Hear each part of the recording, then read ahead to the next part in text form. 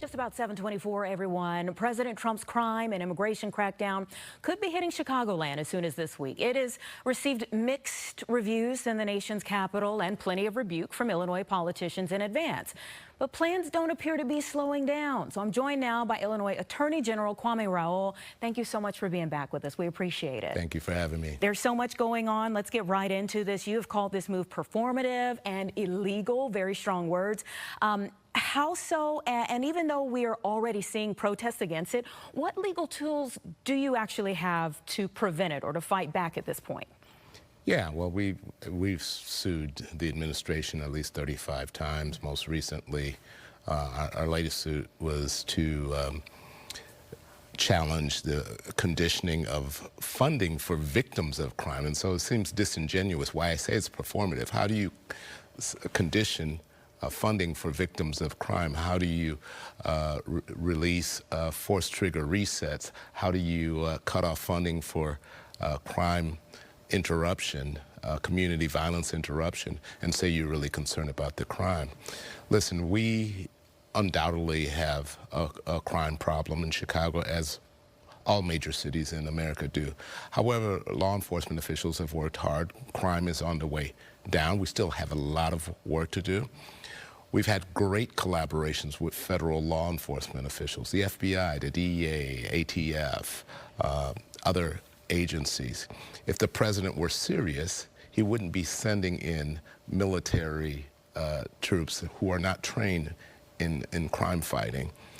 He could beef up FBI agents. He could beef up ATF or DEA, who collaborate with local law enforcement. Instead, he's not communicating. He's not attempting to collaborate.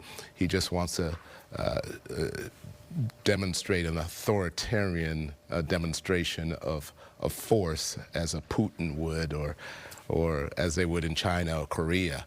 That's not what the United States of America is. Let me break down a few different things. So you said a lot there, and I want to start with the lawsuit portion of it.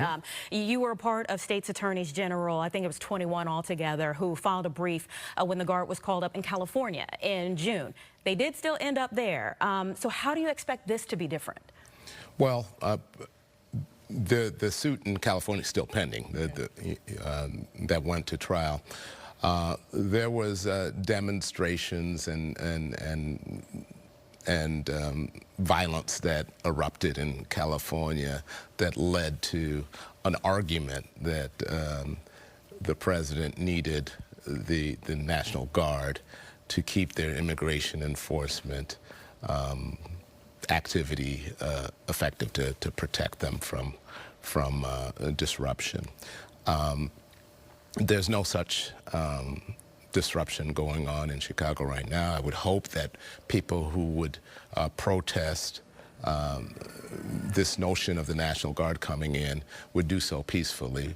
Otherwise, you're playing into his bait.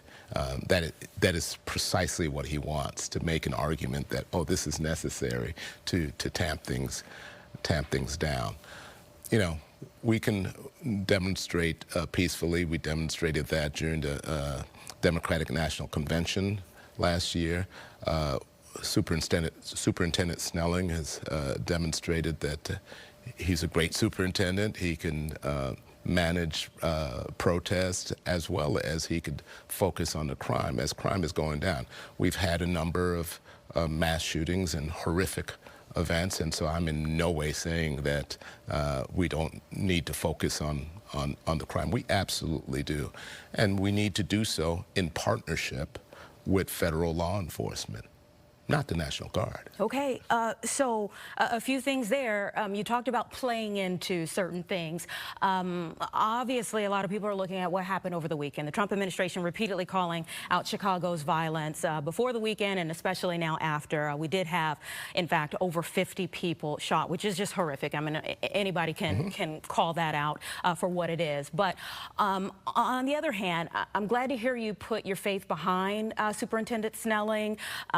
He's talked about, and the administration, the Brandon Johnson administration has talked about, you know, numbers coming down in our city. But in last week's press conference, you mentioned these federal partners, the DEA, the ATF. this one team approach. Is that a concept that really is possible at this point? Is that broken at this point? No, it's not broken. It's part of the reason why crime has gone down. Use an example, the ATF. Chris Amon, who's the special agent in charge of the ATF, they share a crime gun intelligence center with the Chicago police. They invite us in, the state police, other Cook County sheriffs, and they're using the state-of-the-art technology to fight gun crimes, and it's working. It is working. And so I don't mind the president being concerned about crime in Chicago and wanting to send resources into Chicago. Send the right resources in. It's not the National Guard. That's not sustainable. They're not trained to fight crime. And it's an un-American display. Well, when you say they're not sustainable, I think they can only be here for 30 days at most. So thank you so much for your time, and please keep us updated. It is a really important week here. So thank you.